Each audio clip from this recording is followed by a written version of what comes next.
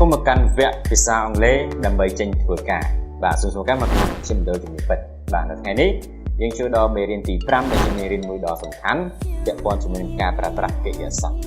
ហើយនៅក្នុងការប្រើប្រាស់កិរិយាសព្ទនេះគឺខាងខ្ញុំនឹងបង្រៀនឲ្យអ្នកទាំងអស់គ្នាយល់បាទពីកិរិយាសព្ទតិចតួចតែប៉ុណ្ណឹងទេបាទកុំឲ្យស្មុគស្មាញនិងជឿច្បាស់ខ្លះបាទព្រោះនៅក្នុងការរៀនភាសាអង់គ្លេសយើងត្រូវដឹងថ្នាក់ពាក្យវាខ្លះបាទថ្នាក់ពាក្យយើងមិនចាំបាច់ចេះទាំងអស់ទេប៉ុន្តែយើងត្រូវដឹងខ្លះអ្វីដែលសំខាន់ដូចជាកិរិយាសព្ទជាកម្មបទឬក៏នាមឬគុណនាមបាទយើងស្គាល់ប៉ុណ្ណឹងក៏យើងអាចបាទសិក្សាបានងាយស្រួលផងដែរបាទអញ្ចឹងដើម្បីកុំឲ្យខាតពេលយូរតោះយើងចូលទៅកាន់មេរៀនទី5របស់យើងបាទមើល lesson 5បាទ verb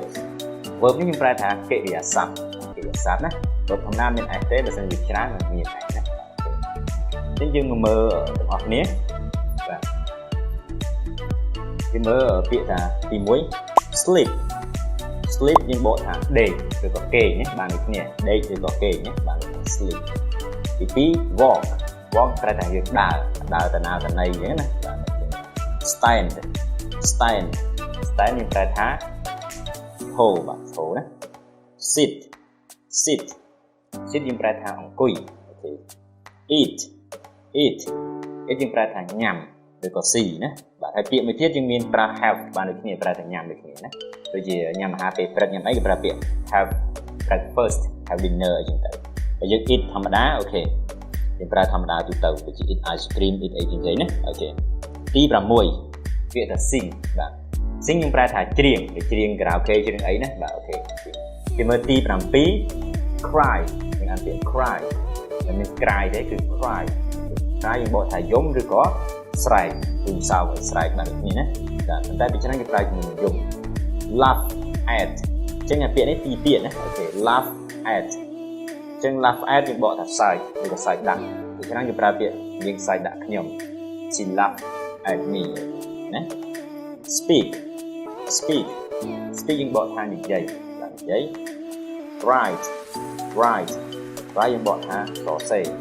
ទី11 listen to បាទ listen to នេះបកថាស្ដាប់ពីច្រើនគេប្រើជាមួយនឹង to ណា listen ណាបាទអូខេ listen to me បាទខ្ញុំ listen to you ស្ដាប់អ្នកអូខេណាអញ្ចឹងទី12 look at អញ្ចឹងបាទពាក្យធម្មតា at ដល់ពេលគេអានភ្ជាប់គេអានថា look at ក្រឡេកមើល look at her house ចូលក្រឡេកមើលផ្ទះរបស់នាងអញ្ចឹងយើងមកមើលម្ដងទៀតបាទអានម្ដងទៀតទាំងអស់គ្នា sleep walk stand sit eat sing cry laugh at speak write listen to look at អូខេអញ្ចឹងយើងមកមើលទាំងអស់គ្នាបាទពាក្យថា sleep នេះប្រែថាដេកណាដល់ពេលមេរៀនមុនយើងរៀនលហើយទាក់ទងជាមួយនឹងបាទសព្វនាមសព្វនាមនេះយើងរៀនដូចជា I U V ដែរហ្នឹងបាទយើងអាចប្រើបានទាំងអស់គ្នាពេលដូចជាថាខ្ញុំដេកនៅក្នុងផ្ទះឬដេកនៅឯផ្ទះ I sleep at home បាទអូខេទី2 walk ប្រែថាដើរខ្ញុំដើរទៅផ្សារ I walk to the market ខ្ញុំដើរទៅផ្សារ stand ប្រែថាឈរអញ្ចឹងយើងអាចនិយាយថាខ្ញុំឈរនៅទីនេះ I stand here ខ្ញុំឈរនៅទីនេះ sit យើងប្រែថាអង្គុយតែយើងនិយាយថាខ្ញុំអង្គុយនៅក្នុងថ្នាក់រៀនយើងនិយាយថា I sit in the classroom អូខេ eat យើងបកថាញ៉ាំឬក៏ស៊ី I eat ice cream ខ្ញុំញ៉ាំ ice cream ទី6 sing I sing karaoke ខ្ញុំច្រៀងខារ៉ាអូខេkaraoke ឈ្នាណាទី7 cry យើងបកថាយំឬក៏ស្រែក I cry ខ្ញុំយំ laugh ប្រែថាសើចណាដល់ពេល laugh at សើចដាក់អូខេ she laugh at me យើងសើចដាក់ខ្ញុំណាទី9 speak យើងបកថានិយាយណាបាទនិយាយអញ្ចឹងដូចជាខ្ញុំនិយាយភាសាអង់គ្លេស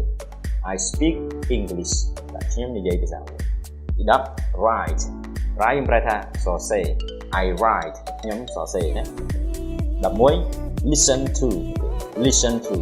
ស្ដាប់ listen to the music ស្ដាប់ចម្រៀងឬស្ដាប់តន្ត្រី listen to me ស្ដាប់ខ្ញុំ listen to you ស្ដាប់អូខេទី12 look at យើងបកថាចូលក្រឡេកមើលឯណោះលេខមើលឯណាគេហៅថា look at her house ចូលលេខមើលផ្ទះរបស់ របស់នាមបាទចឹងនៅក្នុងការរៀននេះយើងត្រូវស្គាល់តិចដូចជាអូខេថ្នាក់ពាក្យវាមានកិរិយាសព្ទមាននាមហើយជាមួយគុណនាមហ្នឹង3ហ្នឹងសំខាន់ដែលយើងប្រើប្រាស់ញឹកញាប់ណាបាទអញ្ចឹងយើងត្រូវស្គាល់តិចបានហើយមិនបាច់ស្គាល់ច្រើនទេថ្នាក់ពាក្យណាដើម្បីយើងស្មុគស្មាញមកយើងស្មុគស្មាញបាទអញ្ចឹងយើងស្គាល់ប្រធានយើងស្គាល់កិរិយាសព្ទស្គាល់កម្មបត្តិឬក៏នាមឬគុណនាមហ្នឹងអាចនិយាយបានដូចខ្ញុំលើកយកនិយាយអញ្ចឹងខ្ញុំច្រៀងខារ៉ាអូខេ